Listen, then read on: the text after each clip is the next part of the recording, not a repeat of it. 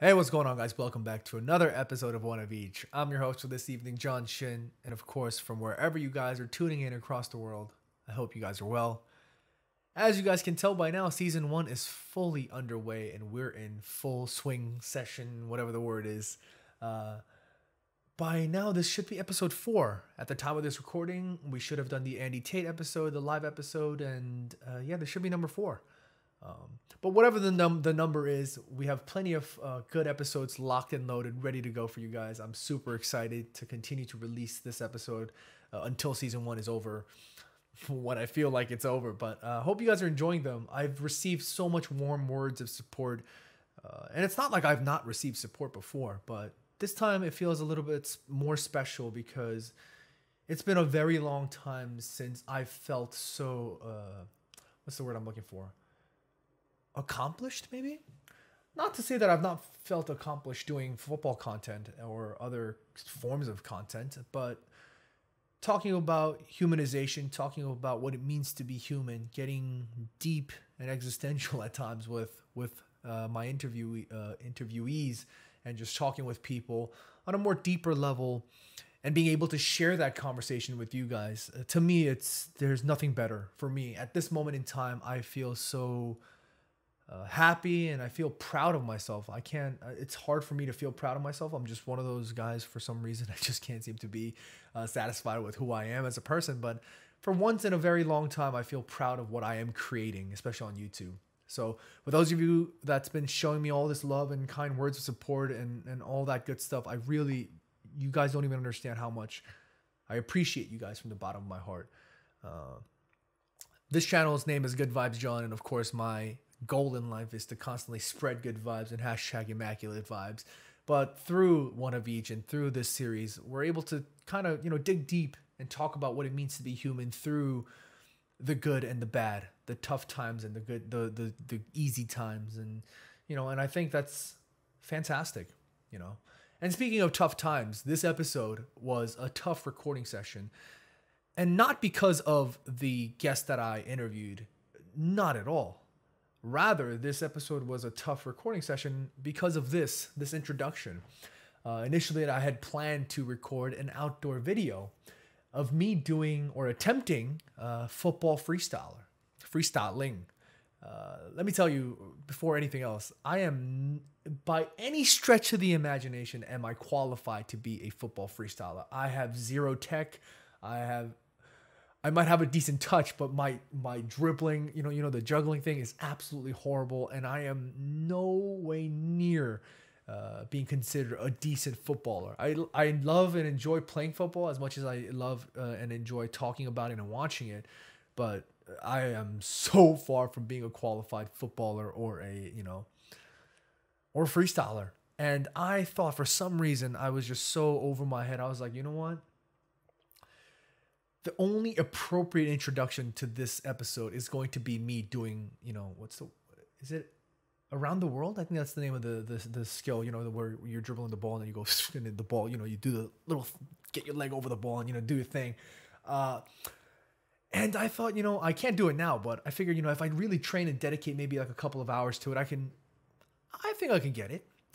How wrong was I? Oh my goodness. I spent over 3 hours in the park. I was like, this is not it. There's no way in hell I'm getting this. I spent 3 days one day, and then I spent another 3 days another day, and I threw my hands up, put both hands in the air, and I said, my bad. I couldn't do it. I got to a point where I was just like, my ankles are going to give up. My heart's giving up. I can't do it. It was just, it made me respect freestylers that much more. I've always had respect and admiration for people who, work tirelessly in whatever craft they specialize in, whether it be in the arts or for example, in sports, or even the mundane things that some people might consider mundane. If you dedicate hours and hours of your time and energy and your life to a certain craft, I have so much respect for those people. And let me tell you, this was a learning curve, and it was a humbling lesson for me that I will, first of all, never be a freestyler. And second of all, my respect for this guest has grown that much more. This guest, as you can tell by the title of this video, is Seok Jin Kim, or Kim Seok Jin, otherwise known as Kim Football to all of us. Kim is a freestyler based in the UK, I believe Wales. I don't remember exactly. But he is from the UK, of course, and he's obviously travels a lot around UK doing lots of freestyle content. He is an amazing content creator. He is an amazing football freestyler, and I respect and admire him so much. So I hope you guys enjoyed today's episode. If you guys enjoyed that, make sure you hit the like and subscribe to the channel for more fun content. And of course, hit that notification bell so you guys are always staying up to date whenever I'm dropping new stuff. And yeah, that's it for me for today. Hope you guys enjoy the episode, and we'll see you real soon. Hey, what's going on, my man Kim? Nice to finally speak to you. First of all, by the way, this is a complete massive honor because around the first time that I was kind of on camera on YouTube, I think you reached out to me. I don't know if you remember, but you reached out to me, kind of showing me love for being, fellow Koreans in this space. Mm-hmm. So before anything else, I just want to say thank you. And how are you? I wanted to ask you that. Yeah, thank you very much for having me on this show. It was honestly a massive privilege. Yeah, you're right. I think I saw one of your videos on YouTube. It was to do with obviously Man United and Red Devils. And I saw an Asian person, and I was like, "What? Like, there's another Korean person doing a video." And I just had to, of course, like follow you and reach out to you and keep content. So, honestly, it's a great pleasure. Yeah, no, I do appreciate that. It's kind of hard to see. I'll tell you a little story. The first time I was on YouTube, the first few episodes I was on Full-Time Devils, and I was doing work for them. I remember I received so much abuse for not only, of course, being an American, because everybody just like, yeah, it's fucking, twat, you know what I mean? Like, blah, blah, blah. And then you hear this American kid come out like, yeah, what's going on? Like that really, I guess, struck a nerve with a lot of the fan base for Full-Time Devils. But I didn't realize I'd received so much abuse for being Asian. Of course, I grew up in New York. I grew up in a very tough setting. So it was a very difficult thing to get adjusted to. And I'm not one to try and, point fingers and get upset quite easily. But I just remember the first time I was on those videos and I was just getting absolutely hurled with abuses, Twitter DMs. And I honestly thought, I was like, oh my God, this is scary. Like, this is the first time. I'm never scared of nothing, but that was the first time I was like, holy crap, this is actually scary. And the reason why I bring this up is because obviously you have a huge following on Instagram. You have a whole over 100K followers. The content creation that you do is amazing. And of course, you're out there in Europe. I am a bit more concerned. So I guess we could start off a little bit about, talking about what you do, and maybe if you've experienced anything difficult being an Asian or being a Korean during your life or in your work. Okay, so for people that don't know me, I am a social media influencer, and I do like for freestyle content on Instagram and other social media platforms. And going to talk about obviously it's a culture difference, right? What are you talking about? So I'm going to start. So I grew up in Korea. And then when I was in 2010, when I was around 12 years old, I moved to Miami. And I don't know if, John, you've been to Miami before? Nope. I want to stay as far away from Florida as possible. That's no disrespect to Florida, but no, actually, that is all disrespect to Florida. I think I heard a lot of bad things about Florida nowadays. There's always, everyone goes there for spring break and stuff, right? Right. Yeah, so I moved there. I couldn't even speak English, first of all, right? And you can probably imagine going there, not being able to speak English at all, and everyone there is Hispanic, speaks Spanish, and already speaking English as well. And I went to school full of different people, right, from everywhere. Like it's everywhere from like South America, like Venezuela, Colombia, right, Argentina. I can keep going. Right. Yeah, it was difficult at first. It was probably one of the most main thing I experienced, being only Asian person pretty much in my grade. But yeah, but as we get older, everyone sort of understands and stops doing that. And yeah, like it happens all the time. And it's something that we Asians, I think, has to sort of address and bring more awareness to. Right. And that, I mean, I'm sure that difficulty was hard to sort of understand as a young child, but so you started off in Miami, you said, and you eventually moved somewhere in the Great Britain, if I'm not mistaken. So Yeah, I moved to Windsor. I think the castle I showed you, that I will show you in the yes, we will talk about that. You know so, what? You know what? Why don't I bring it up right now? Screw it. That's a great. It's a tough yeah. transition, but we'll get there. Yeah. So this is a castle. Holy shit! By the way, a castle. When you sent me this picture, I was like, oh my god, this better not be his house. I wish. Unfortunately, but yeah, the Queen Elizabeth actually lives there. So what the hell? I thought she lived in Buckingham Palace. No. Yeah. So she swaps between the two, and actually. Oh, she's one of those people. Okay, she's flexing. Okay, I got you. You know. Yeah, and then fun fact actually, if when the Queen's actually in the castle, if you could see on the left side. Mm-hmm. There's a pole there, right? Yes, I do see that. When the Queen's actually in there, the flag, there's a massive big flag, so everyone knows the Queen's in the castle. Oh, that's awesome. Okay. Yeah. All right. Well, we're here at the first picture, so maybe we could just chop it up about it. This is called the Windsor Castle? Yeah, that's correct. So cool. So I lived in Windsor. I'm sorry, I lived in Miami for 2 years. So I learned English there in the first 6 months, and then I moved to Windsor. Because basically my stepdad works in like airport logistic business. Very cool. So we move around like every few years, and Windsor was the place where I learned to play football basically. So when I got there, I think it was 2012. So I was around 13 or 14 years old. I started playing football in a local team and just basically played football with my schoolmates. And that's where I learned how to play football, and that's where it got me to like learn how to kick the ball differently and getting me into YouTube as well. I see. Okay, well, you know what, this was a big flex. I was thinking, oh my goodness, he definitely lives in like this nice part of town with a castle around the area. You know what I mean? But look, I can't have you on here, Kim, and not talk about football. We got to get straight into it. Of course, you do freestyle as your main crux, but you just mentioned there that you played in a team. Let me guess. You were some sort of an attacking player. Am I correct in guessing that? No, actually completely opposite. Oh, okay. I'll tell you why as well. So I obviously didn't know how to play football before I joined the team. And at the age, I was one of the tallest player in the team. Oh, okay. So in the UK, usually how it works is the parents are usually the manager, right? So they want their son to play like sort of midfield attacking role to score. Right. And me being the tallest player, they always put me in the centre back. So I started off as a centre back. Interesting. And then eventually started moving up to like CDM and centre mid. Okay. But yeah, I should have played more attacking role because I'm quite good at like shooting and stuff. So you don't got to tell me that. Your clips speak for themselves. Holy shit! Sometimes when I see you bend that shit, oh my goodness. Okay, so you started off football, I guess somewhat relatively enjoying it despite being in a defensive position. Yeah, so the team I played for, we were playing like we won pretty much everything in our local county areas. So we won our League Cup, won our like league as well, and we were doing quite well. So I wasn't complaining at the end of the day, and I don't mind going into like tackles like straight on. So.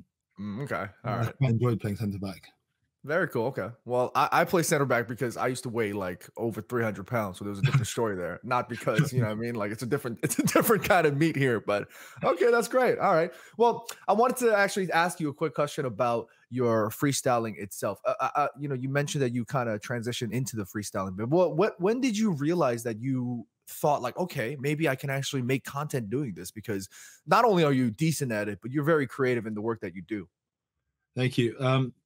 So basically, I saw on YouTube that you can have ways to get free football boots.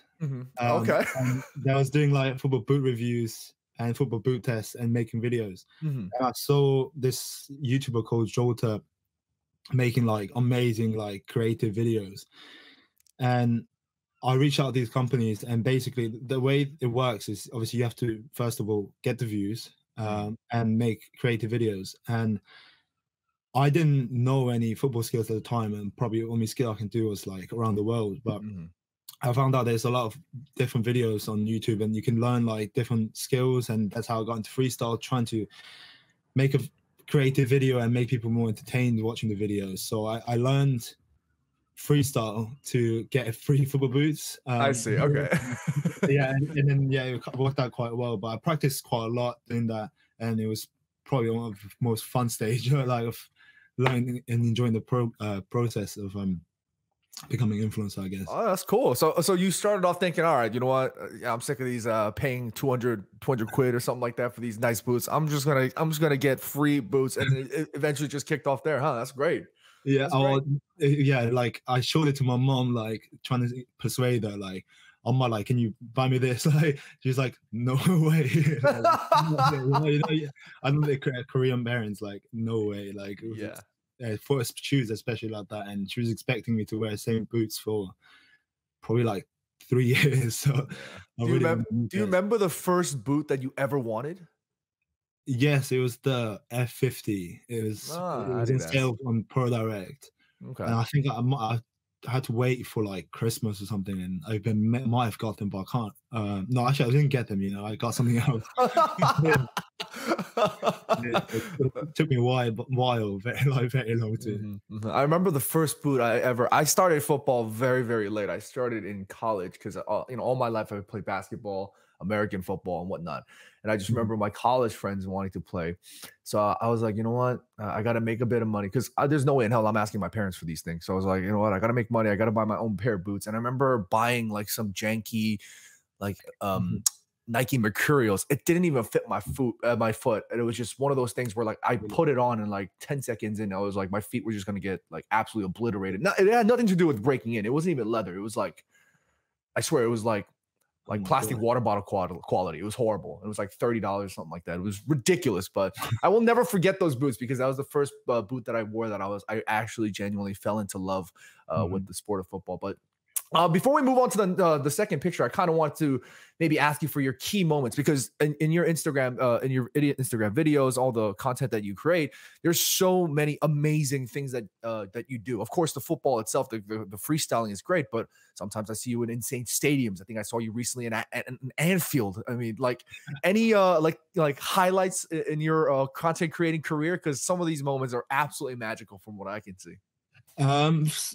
So first memory that comes to my mind is when I went on the TV with Soccer AM. Very cool. Yeah. So the funny story. So they used one of my clips on TV, like without my permission. What? And and the way I found out is Soccer AM basically airs on Saturday mornings, so like around like 9 or 10 a.m. I think. And people were tweeting me. He was like, "Oh, Kim, I saw you on TV," and I was like, "What are you talking about?" Like, what are you talking about? I don't know what you're talking about. So I checked the tweet, and it was a picture of me like doing a trick shot into a tire. So I was like, "Hold on, like I should be at least like be compensated for this. Like, I can't just take a clip and just use it without the permission." And like the Soccer AM is from Sky, which is one of the biggest channels in the UK. So it was basically on there, and I had to reach out and speak to someone, and they basically was like, "Do you want to just come on the show and do this like trick shot and be like a segment in our show for the next week?" So I went on it, and just did a trick shot in front of a football player called Jimmy Bullard. Yes, taught him how to do it. So it was great. It was a great experience, and like the week after it got aired on TV. One of my teachers, because I think I was around like 17 or 18 at that point. One of my teachers was like, came up to me, was like, "I think I saw you on TV." yeah, it was actually quite a funny story, and she actually recognized me off it. So yeah, it was really good. That's one of the like key moments. Second one is doing body double drop for like, of course, like our favorite. I'm guessing it might be one of your favorite players at the moment, but so Son Min as well. Son, yeah. Ladies and gentlemen, hold on. I have to say, to flex Son Min on this channel, let me tell you that you've set the standard very high, my friend, very high. Sorry to cut you off. Go ahead, keep going. Talking about Sonny. No yeah. So Son, I haven't been back in Korea in like last 10 years, but I can imagine like how big Son is, and yeah, I bodied over for him like twice in my life. First time it was in 2018 for the IS World Cup. So he was like the main star along with like Mo Salah, De Gea, Dele Alli, and we were doing it like a shoot in Manchester. So I got contacted to go over there for 7 days, do like rehearsals and like practices. And on the day of the shoot, like I was body double for Son, and there was like Dele Alli, De Gea, Salah, and like I think it was Pogba as well. A lot of footballers there, and we all like trying to film as much as we can. So it's crazy. And the second time I did it was for a commercial for backpack company. Like I can't remember the company names, but I think it's quite big. And yeah, did a shoot with him for 12 days. And I was just for the Adidas event. Adidas shoot, commercial shoot. I wasn't allowed to take any pictures because we were all wearing unreleased Adidas products that's that was meant to come out in the summer. Mm-hmm. So it was really like I was gutted that like we can't have a picture because it would be so good. Obviously, both of us being Korean, right? But we weren't allowed. But luckily, in the second time at Adidas shoot, I went up to him just right at the end. And asked to take a picture. And another thing I want to mention is his dad's really nice person. Like he was one of the first person that came up to me like, "Well done for the shoot, thank you very much." Like straight up and shook my hand and did the Korean vow to him, and I was like, "Wow!" and it's just the background information in shoots like that. Son was surrounded by like 10 people, like at all times. So like a bodyguard, makeup artist, hairstylist, someone holding the chair. It was crazy. Like wow. Yeah. Damn. That's crazy to me because I mean, Sonny, like you mentioned, I haven't been to Korea since 2011, so it's been a while. I'm sure I can agree with you in the sense that Sonny is probably one of the biggest things in Korea right now, probably the hottest icons coming out, and rightly so. I mean, what he's doing for not just for Spurs, but just for Korean football and for Asian football in general. I mean, it's amazing to be considered world class and amongst the best. And for both of us, Jisung Park will always be there for somebody to be considered as one of the pioneers in terms of breaking through into the top upper echelons of football. But Sonny, what he's doing as a forward, as a Korean, as a striker, as a player for Spurs, it's amazing. But gee, I mean, to come on here and you telling me that you got to sit next to him and his father gets a bit of a tough rap because he does come off as very scary and tough and intimidating. And you're telling me that you guys had a nice conversation and he thanked you for that, huh? Yeah, honestly, like he there's a lot of videos about how he made him like juggle the ball for 3 hours and without stopping and stuff. But I saw him, I recognized him straight away, and he literally was one of the kindest guys I've ever met. And I think there's a reason why Son is obviously the way he is now, and like everyone loves him for his personality. It's probably from how his dad taught him. So it was really good to see, and honestly, it moved me. Like it moved me a little. Like, sure. Yeah. That's amazing, man. Oh my goodness. I mean, for me, my one of my goals in life is to potentially meet Jisung Park. I mean, he is somebody that I grew up idolizing as a kid, and even before I fell in love with the sport itself. I mean, he's just somebody that I will always cherish, and to be able, and that's my goal. I want to sit down at a table with him one day and just chat about anything and everything, and hopefully I get there. But I mean, I don't know who your idol is, but damn, to meet Sonny and do that body double for him, that's beautiful. That's amazing. Thank you. That's fantastic.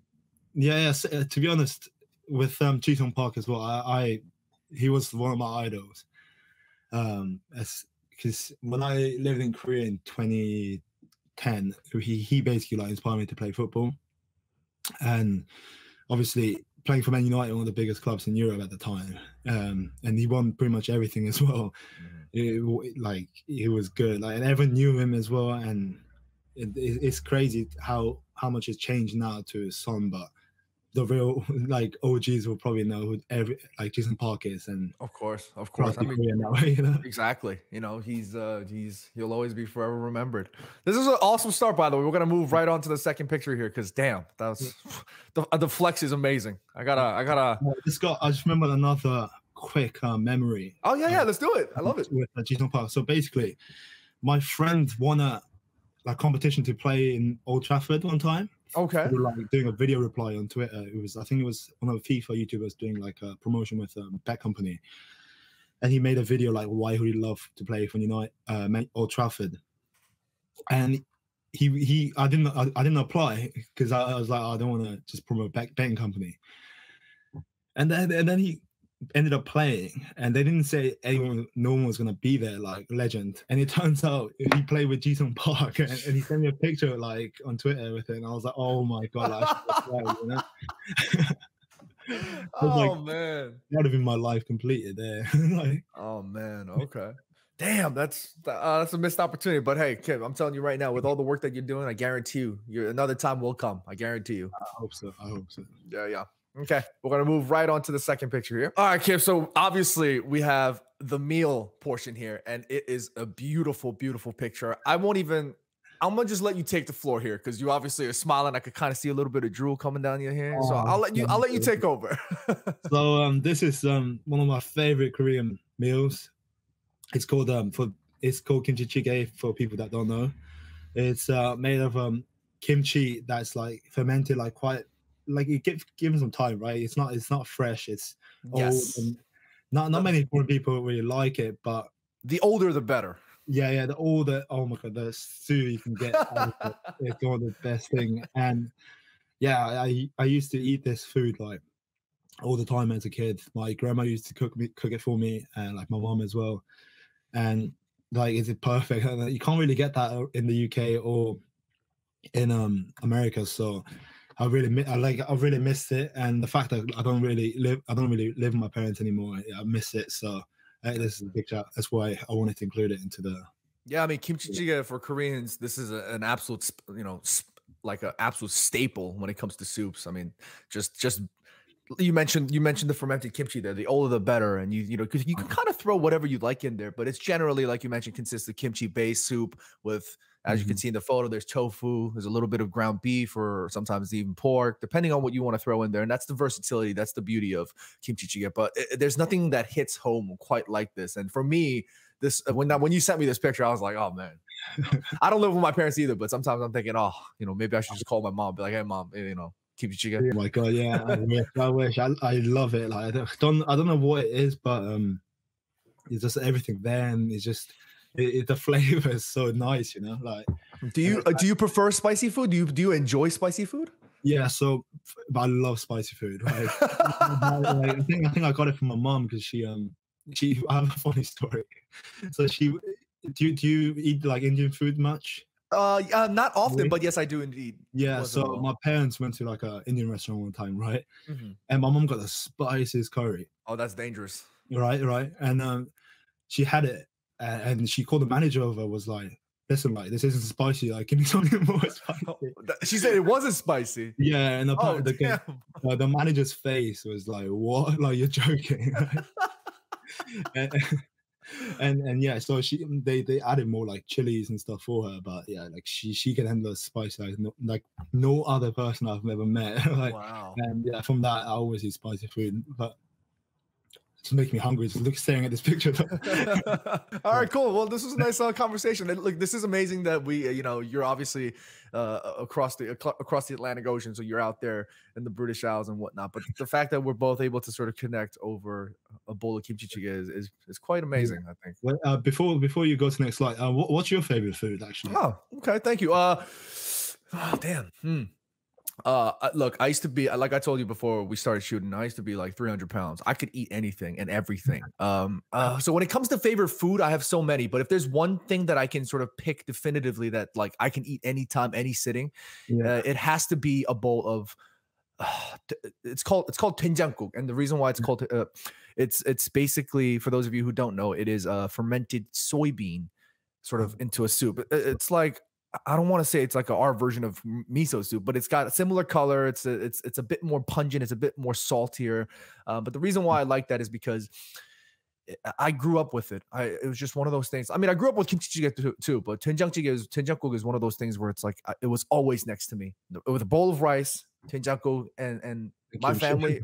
Yeah, kimchi, exactly, kimchi, and I have a running joke amongst my friends that because we grew up when we first immigrated here, we grew up in very tough circumstances. So my parents never were home to make me nice appetizers or panchan or dishes. So we would always just have eggs and it would just be fried eggs, you know. And we would always have rice, kimchi, eggs, and doenjangguk. And that was the 4 things that we've always had in every sitting, every meal. So they used to call me the Eggman. I used to talk about like all different ways we can cook up eggs, you know, throw stuff in it, you know, like maybe like all kinds of ways. Did you ever put like soy sauce and kirim? Yes. So you're talking about sesame oil. Yeah, sesame oil. Yeah. Yes, so the way I eat it is I get a little bit of doenjangguk, I throw it into my rice, I hit it. I hold off on the soy sauce when my brother and my dad does it. I just hit a lot of sesame oil. I'm insane with sesame oil. I just freaking, you know what I mean? Yeah, no, I used to enjoy doenjangguk quite often. I think that's one thing that I'll always have. Yeah. I used to miss it. So I wish I got to see my grandparents more, but like, are they in Korea now? Yeah, they're in Korea now. I think they live around like Gwangju, I think. Oh, very cool. My family's originally from Gwangju, but I was obviously born as Seoul. But wait, how's that obvious? But sorry, I was born as Seoul, but my family's actually from Gwangju. That's cool, man. Very cool. That's really cool. Yeah, I think I was born in Gwangju as well. Oh, very cool. All right, cool. Damn, we connected in all ways. Yeah, I moved around quite a lot as well in there. Like I was born in Gwangju and then went to Chindo, Daejeon, and then went to Incheon, like, and then left to America then. Okay. All right. Very cool, man. Moved around quite a lot. Hey, you know, look, I grew up in a setting in America here where it was a tough place. It was a tough upbringing because of the difficulties my parents had to face, you know. And I'm not trying to go into that negativity because all the vibes are absolutely immaculate right now. No, I'm interested here. What area did you grow up in? Like state? You don't have to tell me the exact area. So I came to America in 2001, and I lived all my life here in New York. But I've moved quite a bit in New York, in Queens, in the areas in Queens. Queens is one of the boroughs here in New York City. They call it the world's borough because this is the most culturally diverse borough and one of the most culturally diverse areas in the entire world. Wow. I first moved into an area that was predominantly Hispanic and I believe it was Greek. And then I lived there for a year, and then we moved again, and then we moved to an area that was predominantly Chinese and a bit of Indians and a bit of like the Asian section of the world. And then we moved again after a year in a more Hispanic setting. I moved around everywhere. It was a very difficult time growing up in America. But if there's one, interestingly enough, there's one thing that I actually think that was a bit of a blessing for me is that I came to America with 0 Korean friends. I mean, maybe you can speak on that, Kim, but when I first came to America, all of my friends were not Korean. They were either Hispanic, African Americans, or you know, something other than Korean. And it forced me to learn American English very quickly. That's exactly what happened to me. Yeah. Like, because you want to speak to them, but like if you can't, you just feel left out sometimes, you know. So 100%. That's exactly what happened to me as well. Yeah, I had to use a lot of hand gestures. Oh yeah, to express my like what to say, you know. For sure. You don't even. I can't even tell you how many times my grandma would go on her like a morning walks, and sometimes she would have to just use the bathroom. She would just like walk into some random store. She's like and like she would like pretend like she's pulling her pants, like you know and they're like okay. Hey man, hand gestures that's the universal language. They talk about English being the universal language, not hand gestures. That's where it's at. Yeah, exactly. All right, Kim, so talk to me here. Obviously, this is not Korea. This is obviously Spain lifting the World Cup trophy. I believe this was 2010. Yeah, 2010. All right, so talk to me a little bit about this picture. So Spain won, obviously, the World Cup for the first time ever in 2010 summertime. And the reason I chose this picture is because I lived in Miami like for around 6 months then. And throughout the whole 2010 World Cup, like me and my mates were just like going around to each other's houses together and just like watching the World Cup. And a few of my mates were actually from Spain, and it was like the most crazy moment of their like lives. And it was crazy. Everyone was celebrating on the street, running out, and I'll never forget it. And it was one of the best moments of my life in terms of like football as well, because it brought me the idea that football basically united everyone together, and just no matter what culture or background, everyone was watching together and just having fun, and it was just a great moment, really. Yeah, and I think football has the power to do lots of things. I think sports in general does have that, but I think in America they kind of miss, well, not miss, but they're not Mhm. really accepting yet of the sport, of the culture of football, because around the world, especially what I've seen, at least from my eyes in England and in Europe, I mean, football brings people together. Football unites people. Football sometimes also divides, but it more so generally has the power to unite and bring people together. I mean, you mentioned, watching football with your friends that are obviously of Spanish descent, and that I mean, just to win, just to see your nation lift the World Cup. I mean, I can't even imagine how that feeling must feel. You know what I mean? Oh, we can only dream, right? After going to it. Yeah, I'm gonna hit you with a bombshell question. Do you think South Korea ever will win the World Cup? Yeah, of course, this year coming. John, that's the answer we're looking for. That's the answer we're looking for. That'll be honestly, but if they do win it, it'll be crazy. I can't imagine what will happen to South Korea. Like, there was a lot of conspiracy theory when Korea, obviously, Korea and Japan hosted the 2002 World Cup, and Right. they came through and they beat, like, I think they beat France and Italy, right? Or They beat they Portugal. They beat Portugal and Italy. Italy. Yes, to go to the semis. Yeah, yeah. It was Yeah, a and then crazy there was, game. yeah, and I think one of the players, like, just got sacked, like, just got fired from his Yes. Italian club for no reason. I think his name is Ichon. I can't remember that. So the Korean player that used to play in Korea before, I mean, sorry, in Italy before the World Cup. His name's An Jung-won. He was the star. Yeah, He was the star performer. He was the forward player. And once he, I believe he was playing for a club called Perugia, and I think once he scored that goal, he did the celebration. He ran around the pitch. He couldn't go back. It was just they sacked him, and he was even if they didn't sack him, he shouldn't have went. And I'm glad he did it because he would have probably been killed. Because it's that serious. But yeah. It knocked Italy out, and everyone in Italy, like, made videos saying how Korea is corrupt and all this. And I think they just couldn't accept the fact, like, they lost to very underdog, like, Yeah. team. Yeah, I mean, a small country coming out of Asia beating one of the most biggest powerhouses in terms of football. I mean, that's a big story. Exactly, similar to like last World Cup, I think, with Germany, where we knocked them out in the group stage, and all the Mexican people, like, loved us.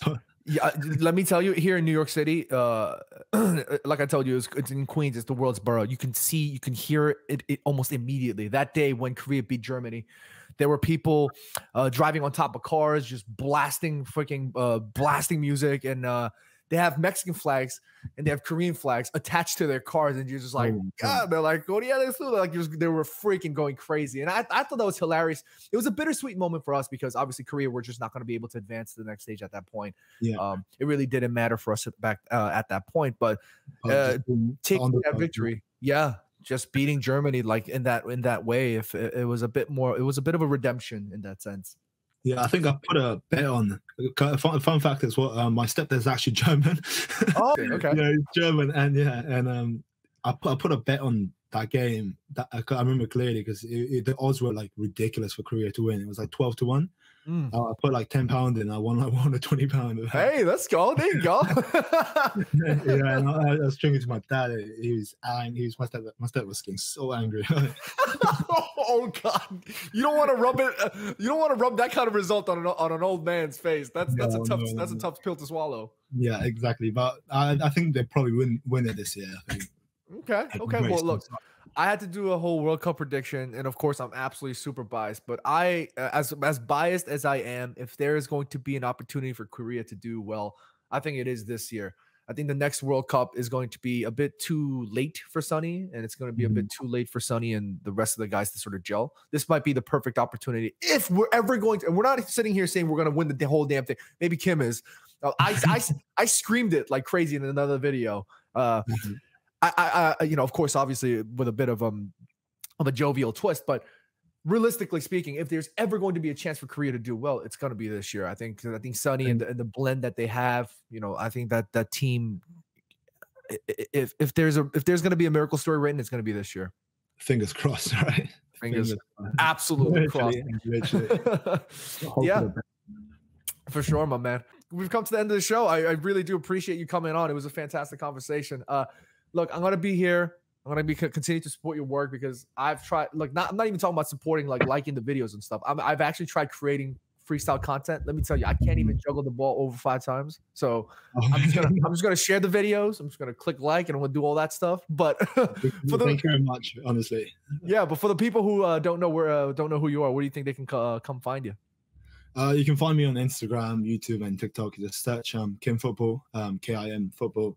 So yeah, now you can just follow me, subscribe, and like any video. That would greatly appreciate it.